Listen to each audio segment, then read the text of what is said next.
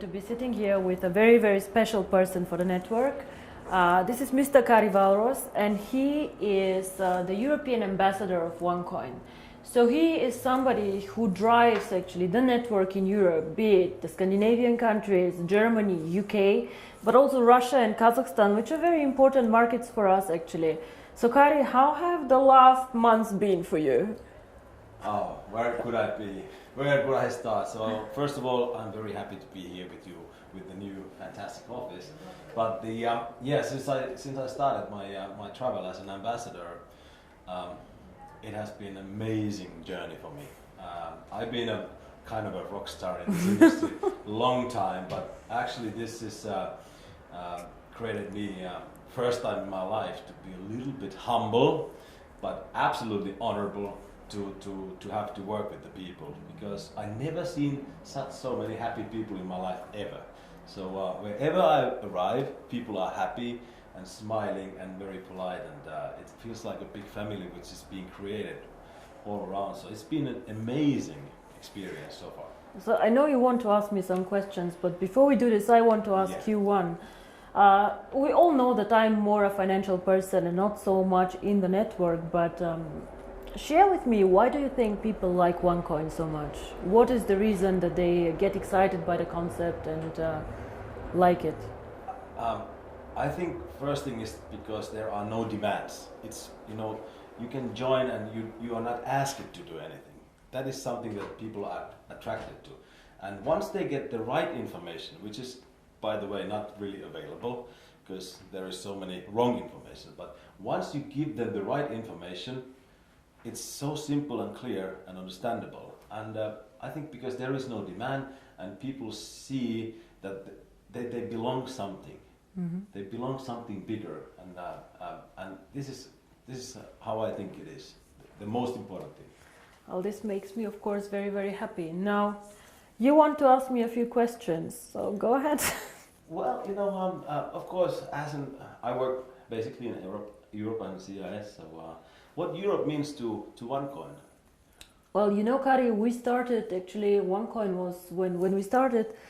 It was strongest in Hong Kong and in China. So we opened the first office in Hong Kong, and we received huge support from these markets. China is a very, very interesting country. They love innovations, they love cryptocurrency, and they supported us in the beginning very, very much.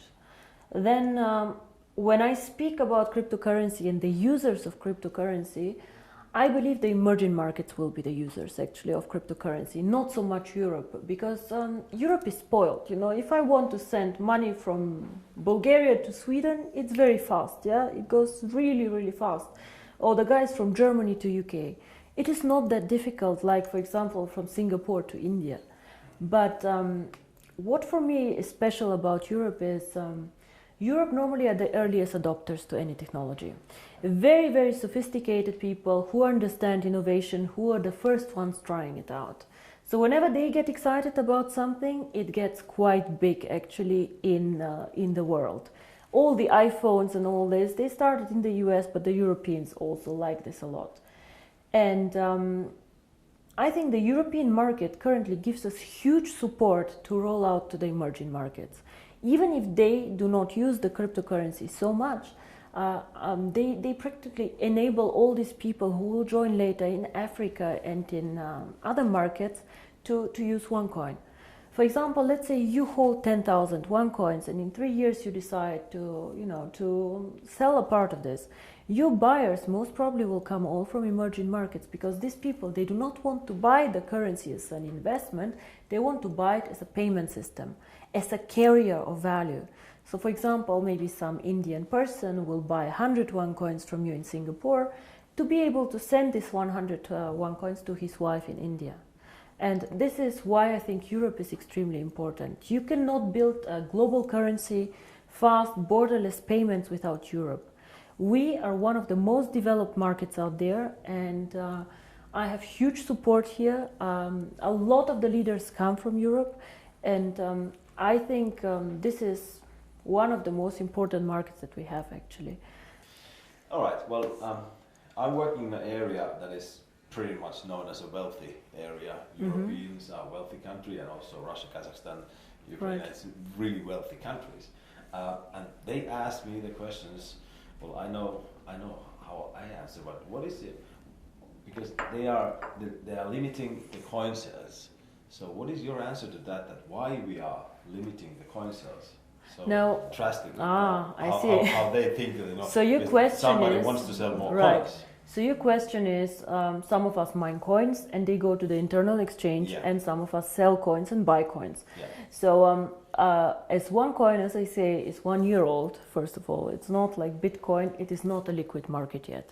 So it means that there might be a day where we have a huge demand for coin sales or a huge demand for coin buying. And this is why we as a company always say buying and selling the coin should never be a reason why you join. The coin actually needs to be used. So we need to have some time, and I say always it's 3 to 5 years until we really manage to have a usability and a liquid market where you can do unlimited sales and buying actually on the market. Until then, Kari, if you do not have limits, for example, what can happen is that one person with a huge sales order or huge buy order can distort the price a lot. And this is what happens to Bitcoin often. I don't know if you see all this going up, down in a very, very big amount. And this is called volatility, and we do not want to have a very big volatility for our coin. People do not understand how it can be that Bitcoin today is worth $500 and tomorrow only 400 within a day. This is very disturbing, and if you are a merchant who takes Bitcoins, you don't want to have this, because you want to be sure that if you take a Bitcoin today, it will not be valued 20% or 30% less tomorrow. Of course, you're very happy if it's valued 30% more, but it goes both sides. Absolutely, yeah. So cryptocurrency is one of the riskiest assets actually out there. High volatility, low liquidity on the markets. So for us to achieve a high liquidity, we need to work first on the value creation of the coin, on the liquidity, and it will take time. So all these people, why we have created this exchange? We have created it so people can learn to trade it, but it's not a self, the idea is not just that we go buy and sell the coin there, but we wait for the usability of the coin. This coin is very, very young. We have so much way to go, but we have created miracles already. So I'm looking very, very positive into the future. But remember, the internal exchange is demand and supply. So you have to find somebody who wants to sell coins to buy, and the other way around. So the company itself is not obliged to buy back your coins or to sell your coins. If I don't have coins, I cannot sell them. Yeah? And as a company, we do not buy back the coins. So it's always you selling your coins to somebody else or somebody else buying from you. Don't forget also a bit the time differences. When China sleeps, you're awake, and so on. So sometimes, as I said, the market is not liquid and not efficient yet. And then the other question is, which relate to that, is that how is the value created? Now, there are two questions I think inside here. First is what is the value of cryptocurrency, and the second is how do we determine today if one coin is valued €1, €2, or €5? Yes. So we have a concept which is called mining difficulty. And there are calculators out there on the internet for Bitcoin. Everybody can Google them. You just Google Bitcoin mining difficulty calculator and you see how this is calculated. It's a very, very simple thing. You calculate, one is electricity costs for the mining, and the second is computer power. So to mine a coin, you need obviously a computer to do some calculations and electricity to get the computer running. So depending on these two things, the mining difficulty grows or goes down. It goes both ways. It can go up, it can go down. The more miner join, however, the more people who want to mine, the higher the mining difficulty goes, because more of them are in the pools. And this is, of course, what happens to one coin. So you can simulate this with these calculators. It's nothing that one coin invented. And this is how we today measure the value of the coin. Yeah? So we say if it costs us €5 to create the coin due to electricity, the servers and the computer power, this is what we think is the appropriate price. Of course, it fluctuates up and down based on demand and supply, but always in a corridor actually that we have set. So this is how we determine the price today. And the second question that you had actually is, but one day we go to the open market, so how do we know what is the value of this cryptocurrency? Why is Bitcoin worth $400 and not 1,000 or whatever? And here in my opinion, there are two things how we determine the value of cryptocurrency. Cryptocurrency is not backed up by anything. We know this. So it's actually worthless. So it's not backed up by gold. It's not backed up by any other asset. OneCoin is not backed up. Yeah? Bitcoin is not backed up. But there's still value inside, and I tell you why. One is, first of all, the brand. Bitcoin currently have a very strong brand. Everybody knows them. They were the first one. Of course, there are always good and bad things about the brand, but they are very well known. Milka Chocolate is a very well-known brand. Procter & Gamble are a very, very strong brand. So the more people joining OneCoin and the more people speaking about OneCoin, the stronger our brand becomes. And this, I think, is something that makes us really a family, because if you go in the network marketing approach and go and sell shampoo, it does not make you stronger if somebody on a sideline sells shampoo. Only your downline makes you happy. But here, if another team makes OneCoin popular out there, this makes also your coin stronger and your team stronger. And this is something very, very special about OneCoin, I think. And so the brand. And we have currently about 2 million paid members. In the database, we have over 10 million people who know about OneCoin. So we for sure have more users than Bitcoin, for sure.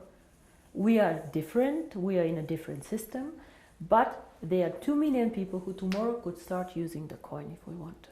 And this is great. So this is one part of the value, but most people use Bitcoin currently as value storage, like gold. I put it in the safe and I keep it there, which is okay, but a bit of a dangerous concept. Everything that goes up can also go down, and you're not special. You know, and if you're not special, why use OneCoin? Why not use 2Coin, 3Coin, dark coin, who knows? So we are probably one of, or probably the only company who focuses so much on usability of cryptocurrency. Why cryptocurrency? How can it change the world? And our two slogans are the future of payments or join the financial revolution. We believe that actually cryptocurrency can be a vehicle for money transfers.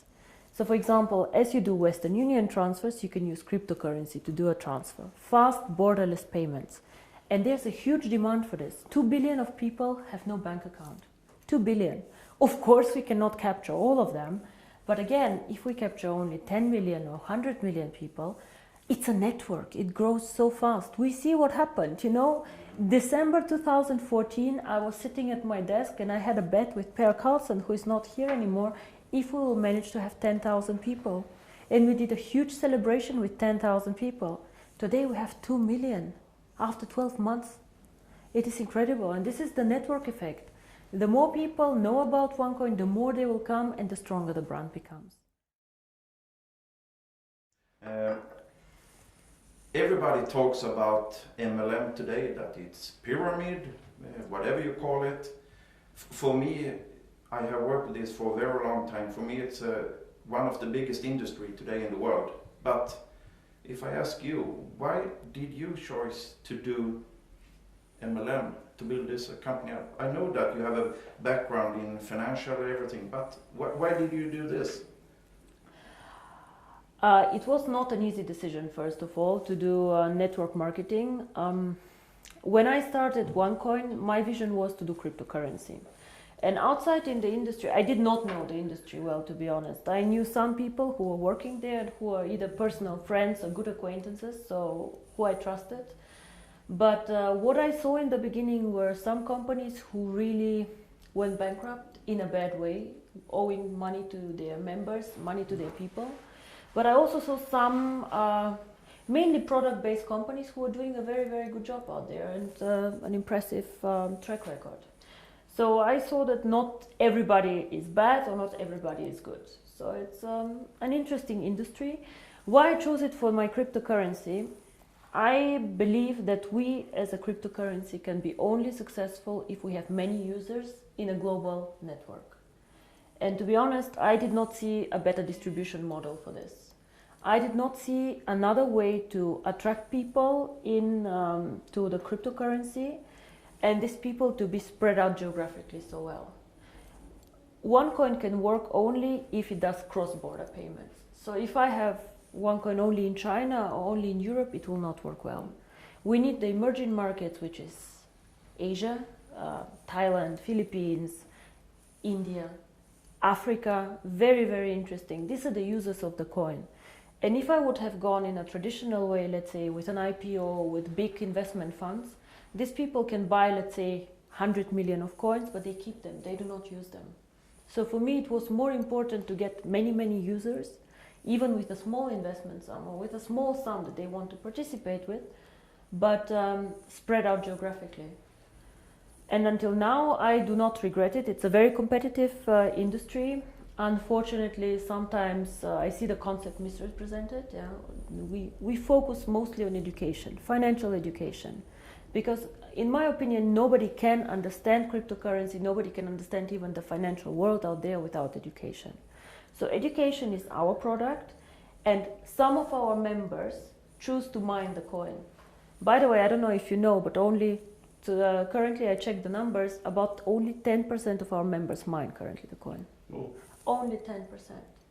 So a lot of the people, or I think most of them, actually participate in the program for the education. And this is something that makes me really happy, because this is what we are. We would like to foster a financial revolution, and financial revolution always comes with knowledge, education, and I think this is a very, very big part of the company. Now, Per, you asked me about the future of the network once all coins are mined. Now, I see the network as its own system, as our own ecosystem, and I will never go and sell shampoo in this network. This will never happen, because I have never done a network marketing company before, and I do not plan to do ever again a network marketing company. But the network itself is a value. It's a business that you guys are building. And for us, of course, it's also a value, because we can push our ideas through this network, and we can do a lot of things there. So to me, the ideal future of the network is to push, even when all coins are mined, the value of the coin. Be it to attract merchants for the coin, be it to create products who are connected to the value of the coin. And all what this network should focus on is something that somehow enhances the value of the coin. You guys know that we did some acquisitions, actually some networks that joined us. For example, Conligus, OPN. All these networks somehow helped us to build up the coin. Either they had interesting software for us, or they were geographically interested. But we never let somebody join us just because it's good or just because it's more people. We always strategically think of the future of the coin and how to make it stronger.